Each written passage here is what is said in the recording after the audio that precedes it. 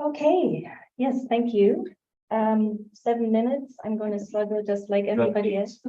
Oh, getting more weak, I guess.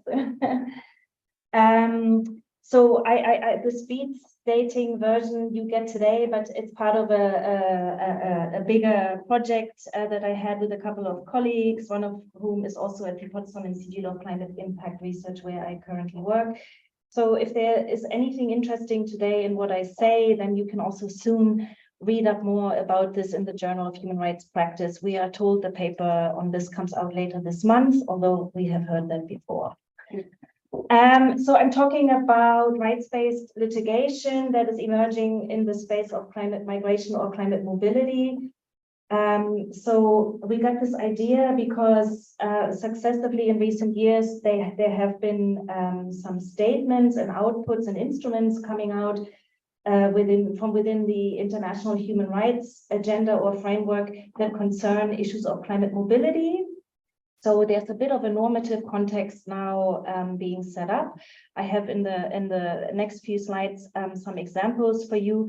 I don't think I can discuss them in detail, but back in 2015, the United Nations Human Rights Office of the High Commissioner there put out key messages on human rights, climate change, and migration, and set out a few norms, including the possibility of freedom of movement for all persons, the development of a durable legal status to those forced to move in the context of climate change, etc., etc.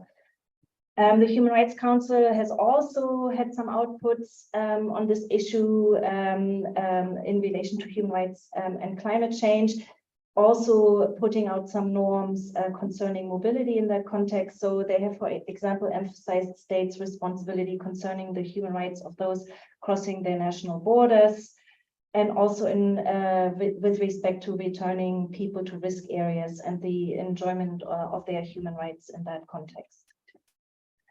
The Special Rapporteur on Human Rights of the Internally Displaced Persons has also had some outputs. And this body has, for example, outlined responsibilities not just of states, but also the private sector and the international community regarding population movements caused by slow onset weather events. And then finally, in the more regional or even domestic human rights context, there's been advisory opinion in the Inter-American human rights system on the right not to be forcefully displaced in the context of climate change. There's also been a resolution out of that system on obligation for the protection of those on the move due to climate change. The other part of this slide is a little bit as an aside. There's also some work emerging on the right to a safe climate. This, of course, has some ramifications for people on the move as well. So I put some examples there in terms of case law.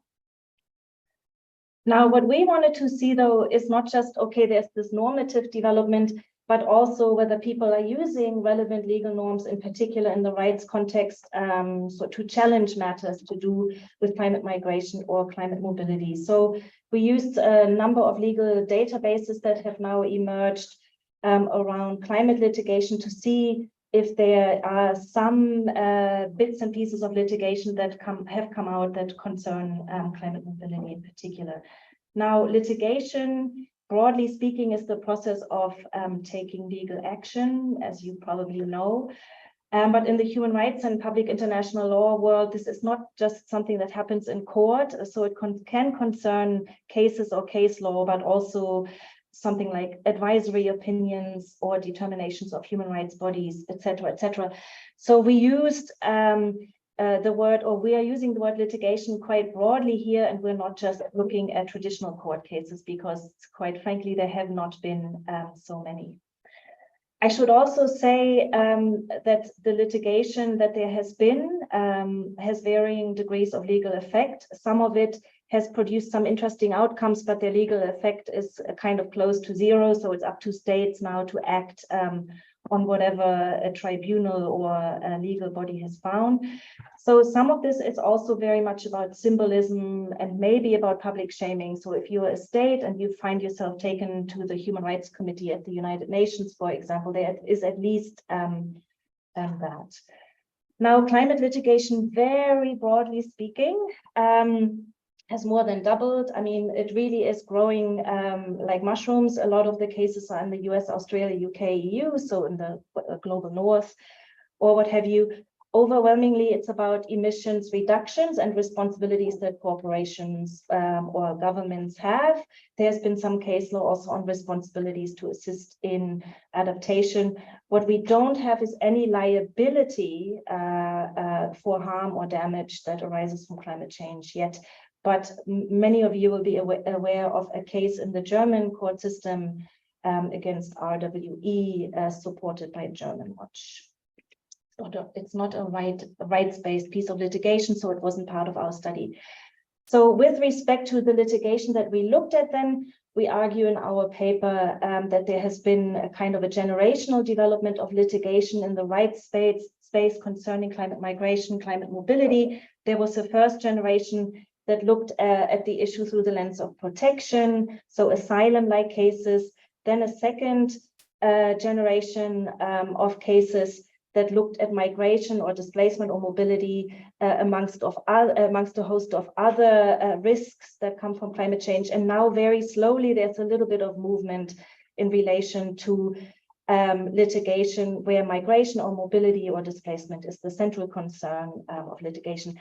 I also don't want to say that there was one generation that came and went, and then the second came and went. I mean, these are still kind of around, all of them. So first generation, again, is about protection. There was a whole bunch of case law, especially in New Zealand and Australia initially. The finding there was the Refugee Convention doesn't apply to people like in the Pacific Islands seeking a protection in Australia and New Zealand. One of these cases ended up in front of the Human Rights Committee, however, which found in favor of New Zealand returning a person to Kiribati who feared for his life in that context there because of sea level rise, etc., etc.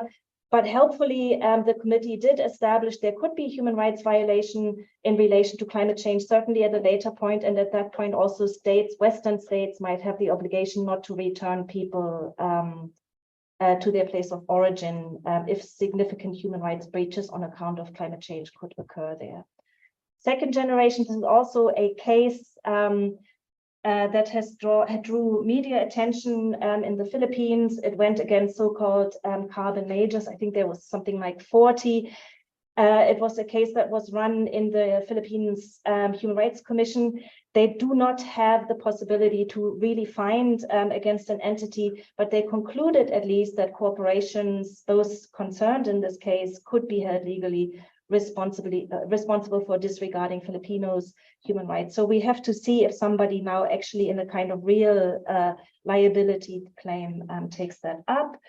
We have seen a case in Australia in the Torres Strait Islands, there also with the Human Rights Committee, which on the surface was about Australia's responsibility to provide adaptation assistance. But in amongst those concerns was also the fear of the people concerned there of being displaced and with that losing their culture and the very important land attachment that is important there. And then finally, very slowly now we have this third generation, and here's an example. It is with a bunch of UN special rapporteurs, including the one on the human rights of IDPs and the human rights of indigenous people. So it's, I think, 5 indigenous tribes in the context of Alaska and Louisiana, and they basically want statements from the special rapporteurs that the US government has breached obligations to safeguard their human rights, in particular in a context where they likely have to relocate or have already relocated. So they're looking for funding and self-determination, etc., etc. I'll stop there. Here's one more case that we had looked at as well, and we have a whole bunch more cases in our paper. That's my story.